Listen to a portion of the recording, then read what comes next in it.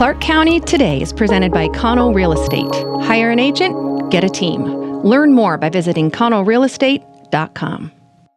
Hey everyone, happy Wednesday to you. I'm Chris Brown. We're going to start you off with some eye-opening numbers when it comes to Clark County's COVID-19 situation. You ready?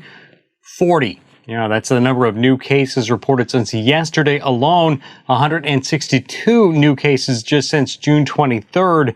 Now, that sharp increase has prompted Clark County's public health officer, Dr. Alan Melnick, to issue a stark request for the upcoming holiday weekend. I'm actually urging people to stay home. I know people want to go out and celebrate July 4th, but right now, given the numbers that we're seeing, this is a dangerous time for gatherings. Melnick says a quarter of cases interviewed in the past week said they likely became infected at a social gathering or place of employment. Now, contrary to popular belief, that increase can't just be blamed on more testing, says Dr. Melnick.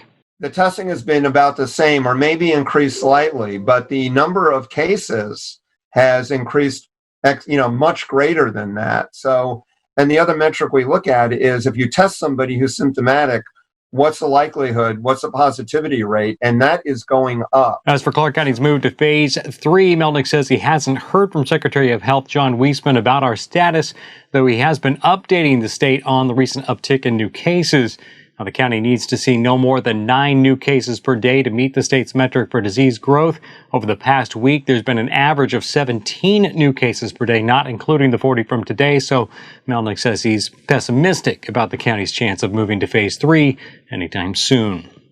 Even with the COVID-19 case numbers on the rise, the city of Vancouver is allowing playgrounds and city parks to reopen. The city has also reopened Wintler Community Park to public use. That park is especially popular in the summer due to its beach access. The city is asking people to head somewhere else if the park is crowded. They've also reopened playgrounds, sports courts, the Leverage Park disc golf course, Swift skate park, and all public restrooms. Shelter reservations will resume next month. Until then, they're first come, first served. In other news, the pressure continues to build on County Chair Eileen Quiring following her comments a week ago regarding her belief that systemic racism is not an issue in Clark County government. The YWCA of Clark County has submitted a letter requesting a listening session with the council along with the Vancouver NAACP and the Southwest Washington chapter of the League of United Latin American Citizens. At their council time meeting this morning, the council said they would be open to meeting that request, though Quiring and Councillor Gary Medvedji expressed concern over the tone of the letter and its focus on Quiring and her remarks. Councillor Julie Olson was absent from the meeting today, which ended with no clear direction about next steps. One of the area's largest teachers' unions today joined the call for Quiring to resign over her remarks, which she has said she has no intention of doing. At today's meeting, Quiring noted that she has received plenty of supportive comments as well and hoped that any listening sessions could include that perspective. For more on the story, be sure to check out our full story at clarkcountytoday.com. Well, Vancouver Public School Board of Directors has filled their vacant seat with a longtime Clark County resident and attorney. Camera Banfield replaces Mark Stoker, who stepped down on June 1st. Banfield has practiced law in Clark County for nearly 20 years, currently serves as the chief criminal deputy prosecuting attorney for the county. She grew up in the Vancouver School District and has 3 children who are or were enrolled in public schools here. Banfield will be sworn in at the board's meeting July 14th and will need to run in the November 2021 election if she hopes to retain that seat. A heads up, if you haven't paid your 2020 first half property taxes, you are now incurring a 1% interest penalty. The first half payments were due June 3rd, which represented an extension for individual residential and commercial taxpayers due to the state of emergency over COVID-19. It could be worse, though. The due date extension eliminated the standard interest accrual for May and June, as well as the 3% penalty usually assessed on June 1st. By the way, interest is assessed on the entire year's bill amount, not just the past due balance.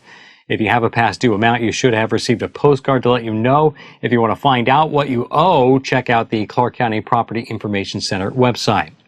Well, Vancouver businessman David Reagan has been cleared of criminal charges for the second time in 4 months. Reagan, who owns Reagan Bail Bonds, was investigated last year over complaints by his competitors that he had used an improper format and violated insurance rules.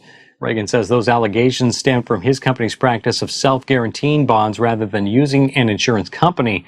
State Insurance Commissioner Mike Kreidler went after Reagan and his business for $100,000 in fines and penalties.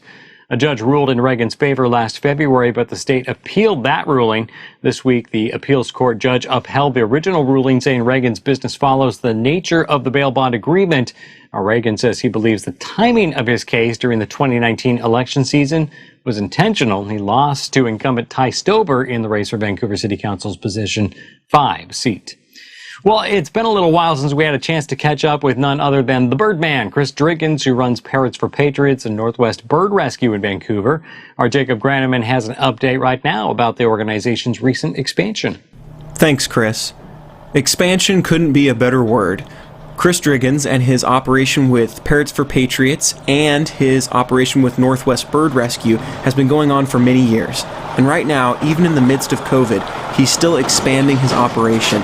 Today we got to follow him around as he had 2 massive shipping containers that were significantly discounted as a donation to Parrots for Patriots and Northwest Bird Rescue delivered to his property in Vancouver, where he's going to use them for the production of toys for the parrots that he places with veterans. Now, if you don't remember, you can go back and watch our video from last year, but Chris works with veterans and people all over the area to place parrots and other exotic birds. They're great companions for veterans because they live so long. Now, the toys that are manufactured in these new shipping containers that were donated are going to be manned by none other than veterans. It's a team effort here at Parrots for Patriots. Soon, we have veterans helping us out build toys for not just veterans, but also we're converting a new division called Parrots for Patriots Toys, soon to be seen by August 1st at p4ptoys.org. And at that time, we're going to have over 400 different toys and items on that website for the public to purchase, as well as veterans will receive an additional discount also. All right, thanks for that, Jacob. Now we head over to Paul Valencia, who, along with videographer Mike Schultz, had the chance to see the sport of hammer throw up close and personal this week, including a conversation with the new national high school record holder in that event. Hey, Paul Valencia here. We are at Trey Knight's hammer throw training facility. Trey Knight from Richfield had an incredible weekend, set the national high school record in the hammer throw, and then on Monday he was named the Gatorade Athlete of the Year for boys track and field for Washington. Here's Trey. Yeah, no, hammer's a favorite out of all 3 events or 4 events I do. It's different than the shot and disc, you know, because like you get going like super fast, but like you look at it, it looks like you're going really fast, but like if you do it right, the feeling is like it's kind of slow, but like I don't know, the 261 throw, like in the video it looks like I'm going like super fast, but when I was throwing it, it didn't feel like I was going that fast. Like it just went like slow-mo, and if you throw it right, it just kind of feels effortless, and it's just like one of the best feelings in the world. So that's the big long-term goal, is make it to the Olympics. Hopefully 2024 in France is what I want to do, and then better yet, if I can, you know, place in the top at least 8 in the world, would be awesome. Yeah, once I let it go, I knew it was a big throw, and then once it landed, it looked super far. So I was ready to hear it. I was super happy, and then it was just like a big relief, you know, something I've been trying to do for so long, like been working towards last, you know, 4 years really, like high school, that's what I wanted to do, just break the national record, and then to be able to like finally hear, you know, that I did it, I don't know, I was like super happy, and then at the same time I was just like a lot of weight off my shoulders, you know, like I could finally say like I did it.